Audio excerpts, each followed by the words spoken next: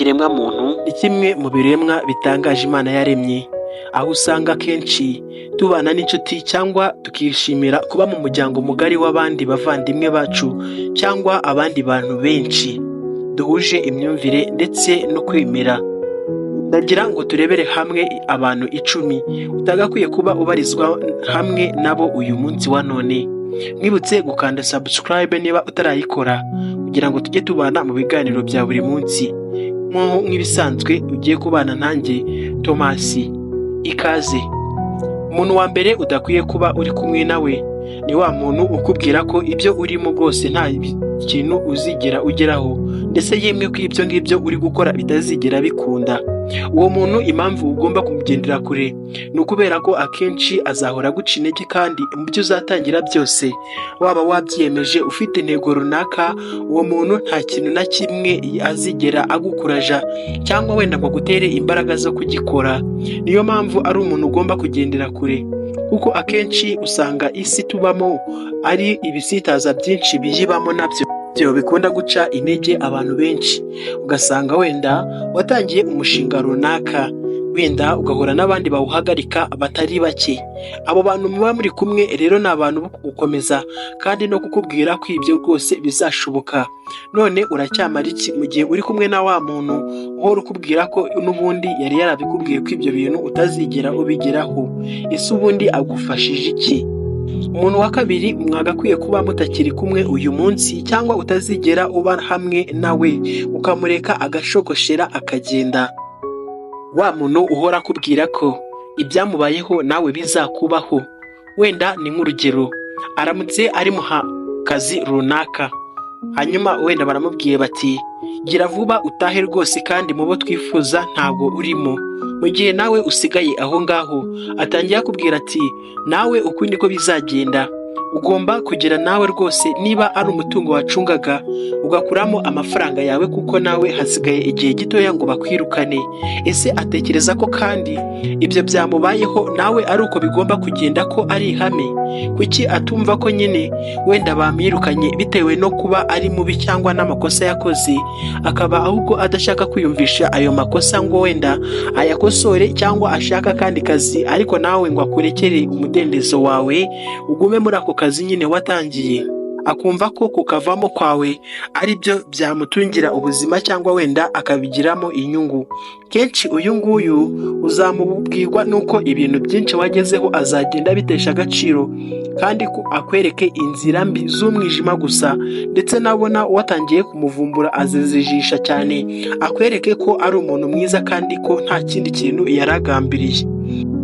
Umuntu wa gatatu ugomba kwirinda ndetse kuba uri kumwe nawe rwose akaba ari ishyano uzabugushije, ni wa muntu uhora akubwira ko afite ibibazo runaka.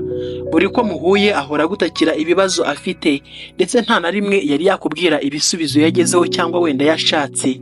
Akenshi muhura arimo aganya n'ibibazo bye, kuko aba agukeneyeho ubushobozi cyangwa se ubufasha wamuhereza ubwo ari bwo bwose, kuko uyu muntu nta gisubizo na kimwe kimuvamo.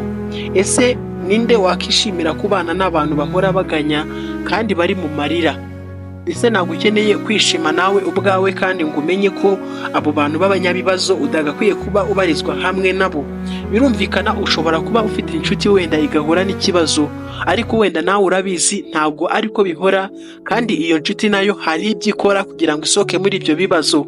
Rwose nibigenda gutya uzayifashe, ariko ntabwo ukeneye wa muntu muzajya muhura hanyuma ngo agutakire ibibazo bye guhera kuri 1 kugeza ku 10, kandi usange ari ibibazo rwose bikabije yagakwiye kuba anakemura atanabiganyira n'uwo ari we wese. Uyu muntu ntabwo mukwiye kuba muri kumwe nawe, kubera ko umutima ukomeretse ntushobora kubaka undi mutima. Dukenera abantu badusubizamo imbaraga. None uyu munyabibazo azagufasha iki kandi mu gihe nawe nta na kimwe yifashije? Umuntu wa kane ni umuntu uzakunda kukwereka uburyo inshuti zawe cyangwa wenda b'abantu bawe wizera ba hafi akumvishe uburyo ari babi, ndetse akwereke uruhande rwabo rubi kurusha uko yakwereka ibintu byiza cyangwa uruhande rwiza bafite. Akenshi uzumva akubwira ati cya runaka muhora mugendana cyakuvuze ibi ngibi, cyangwa wenda akora ibi bintu n'ibi bitandukanye, nutareba cyangwa ngo umutangire kugira amakenga azakugirira nabi. Hanyuma wenda ukumva yivugisha ku ruhande ndetse bisa naho we yigize umwere ndetse umutagatifu rwose. Uyu ushinzwe kugutandukanya cyangwa kuguteza inshuti zawe ngo mushwane, ntabwo ukwiye kuba ubarizwa hamwe nawe, kuko ukeneye umuntu ukunga n'abavandimwe ndetse ubana nawe igihe kinini. Mwihorere rwose, uyu ntabwo ari umuntu mukwiranye. Umuntu wa gatanu ugomba kwirinda ni umuntu uhora agukoraho ubushakashatsi ndetse ameze nk'aho ari umutasi. Ahora agerageza kumenya buri kintu cyose wageraho cyangwa ibyo wubatse byose. Aharanira kumenya aho imitungo yawe ibitse ndetse n'uwuriwe muri rusange, amafaranga winjiza ndetse n'ibindi byinshi bitandukanye.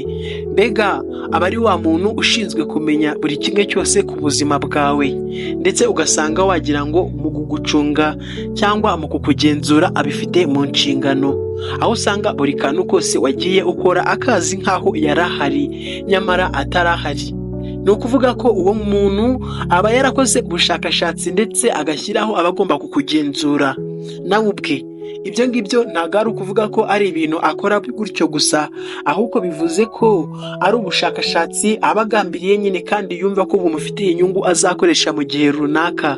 Uyu muntu rero nuramuka umubonye cyangwa se ukavumbura ko ari gutyo yitwara, ni umuntu utagakwiye kuba uri kumwe nawe. Kenshi biragusaba gutinyuka kuba uri kumwe wenyine cyangwa uri wenyine wowe ubwawe, kuko mu gihe utaratinyuka kuba wenyine uzumva ko abo ngaba kubatakaza ari igihombo uzaba ugize, kandi rwose ntuzigera uhindura ubuzima. Uyu kandi mu gihe muzaba murimo muganira uzasanga akenshi ari wowe ukunda kuba uri kuvuga ndetse we atangire avuga amagambo make cyane, atari ukubera atazi kuvuga menshi, ahubwo bitewe n'uko ashaka kumuhereza amakuru y'ubuzima bwawe ndetse n'ibikwerekeyeho muri rusange ngo yamuhe, hanyuma azabone icyo ajya kuvuga ahandi. Usanga amakuru yose yawe aba yabitse ku mufuko ndetse no ku mutima, ariko ugasanga wowe ibyo umuziho ni ibintu bike cyane bijya gusa hafi ya nabyo. Uyu muntu rero biragusaba kwitonda ndetse no kumushwishuriza mu gihe cyose umenye ko ari ibingibi rwose yiberamo, kuko uyu muntu ni mubi, ni inzoka yihishe ifite ubumara bw'inkazi, nyamara aba afite akarimi keza ku buryo utabasha guhita umuvumbura mu gihe nawe ubwawe utarisobanukirwa. Umuntu wa gatandatu ni wa muntu mukunda kuba muri kumwe, akenshi ukajya wisanga waguye mu byaha ndetse amahame yawe amwe ugiye uyangiriza bitewe n'uwo muntu mwari kumwe. Wenda urabizi kutanywa inzoga, ariko wisanze wazinyweye bitewe n'uko yakujyanye ku kabari, hanyuma akaguhuza n'inshuti zindi nazo, kandi nawe ubwe wenda uguhatira kunywa ku kinyobwa cyabo runaka, ndetse bakwita umusazi n'ikigoryi kubera ko utasangiye nabo izo nzoga zabo. Hanyuma nawe ushaka kwiyemera ndetse no kwihagararaho uranze usomye kuri iyo nzoga. Inshuti nk'iyo ngiyo ntabwo ari inshuti mwagakwiye kuba mubarizwa mu mwanya umwe cyangwa ngo mube muri kumwe. Ugomba gutekereza kandi ko ubuzima bwawe ari wowe ugomba kubuyobora wowe ku giti cyawe. Mu gihe uzasanga wemereye abandi ko bakuyoborera ubuzima, bazabuyobora nyine, gusa iyo bazabwerekeza aho ntihakureba bitewe n'uko kubwigenzurira wowe ubwawe byarakunaniye. Ntabwo ukwiye rero mu kuba mu bantu bazaba bicuza impamvu batakoze ibyo bagombaga gukora mu mwanya wa nyawo. Umuntu wa karindwi mutagakwiye kuba muri kumwe ni wa muntu mu gihe urimo kuvuga akenshi uyisanga yagiye aguca mu ijambo, ndetse buri kiganiro cyose uvuze usanga agifiteho inosiyo cyangwa igitekerezo, hanyuma wenda akakubwira ngo ibyo ngibyo nanjye byambayeho, hanyuma wenda ukamuganiriza mu majyaruguru ugasanga byamubayeho, mu majyepfo byabaye uko, mu majyahirya byagenze gutyo, ndetse no mu majyahino. Uyu muntu ntago ari umuntu mwiza. Ese uribaza ubuzima bwe bwose yaraburangije kandi yabayeho mu buryo bwuzuye, ubuzima bwose yabubayemo ku buryo yumva ko ibintu byose byakubayeho kandi nawe afiteho igitekerezo ndetse byamubayeho. None se niba byaramubayeho amaze imyaka ingahe?